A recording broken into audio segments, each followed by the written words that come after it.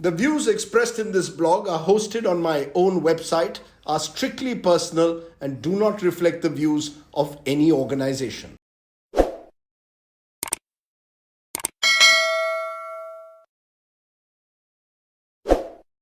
Hello and welcome friends to Straight Bat, my weekly video blog where, as the title suggests, I comment with a straight bat. Journalism often forces you, my friends, to confront the darker side of humankind.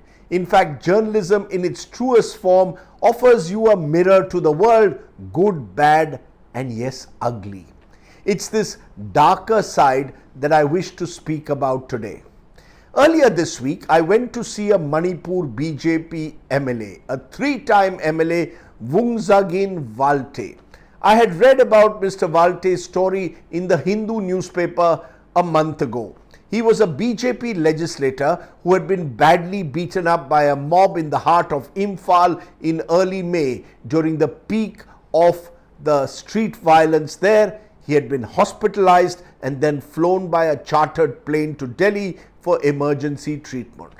When a family friend of the Valtes told me that he had just been discharged from hospital, I thought it would be appropriate perhaps to go and meet him and his family and get a sense of what they had all gone through in the last several weeks. Manipur, after all, was now smack bang at the top of the national headlines. It had taken a viral video of two women being paraded through a village stripped naked for the horror of Manipur to finally awaken the national conscience. Valte, I thought, might wish to share his story too with me. The address I had been given was Kalkaji Extension Colony in South Delhi, far away from the plush VVIP bungalows of Lutyens Delhi, or indeed from the noisy battles of Parliament. Kalkaji Colony, for those of you who live outside Delhi, is a relatively middle-class colony in the classic sense. When I reached the ground floor, 2 BHK residents of where Mr. Valte was staying, I was greeted by family members of the Valtes, the MLA's son, wife, and a few relatives and friends. The mood was predictably rather somber. We had planned to interview his wife Moinu and his son Joseph.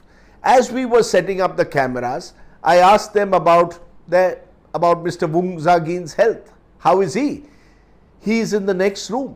Would you like to see him? I stepped into that room only to be shocked, my friends, by what I saw. The MLA was lying in bed, barely able to move, his left side of the body almost totally paralyzed. He needed 2 helpers to just help him sit up.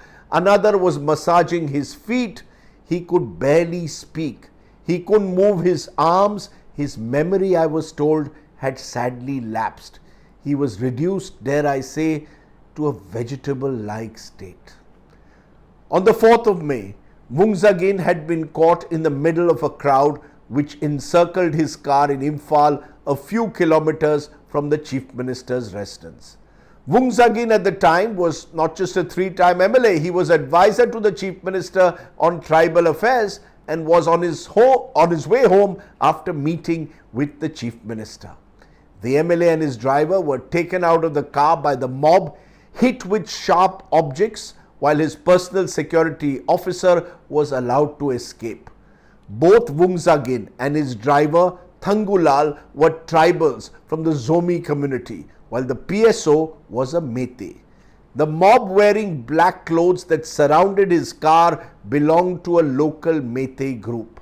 I am told that the MLA and the driver were taken away to a local community center where they were badly beaten up, tortured, even given electric shocks, or so the family claims.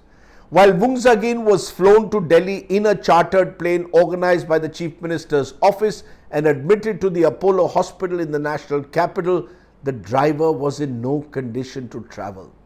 The driver Thangulal died in the local hospital in Imphal a couple of days later, leaving behind a young wife and 2 small children in Churachandpur.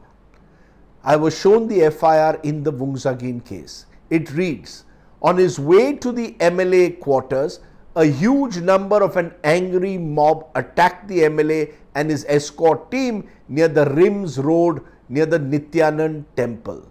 The escort team could not control the violent mob and they vandalized the vehicles. As a result of the attack, the MLA and his personal driver received injuries and were admitted in an unconscious state at the Rims casualty. I asked the family if there was any follow-up to this FIR, if anyone had been identified or arrested for this terrible assault. They replied in the negative. I asked our reporter on the ground in Imphal to check if any arrests had been made in the case.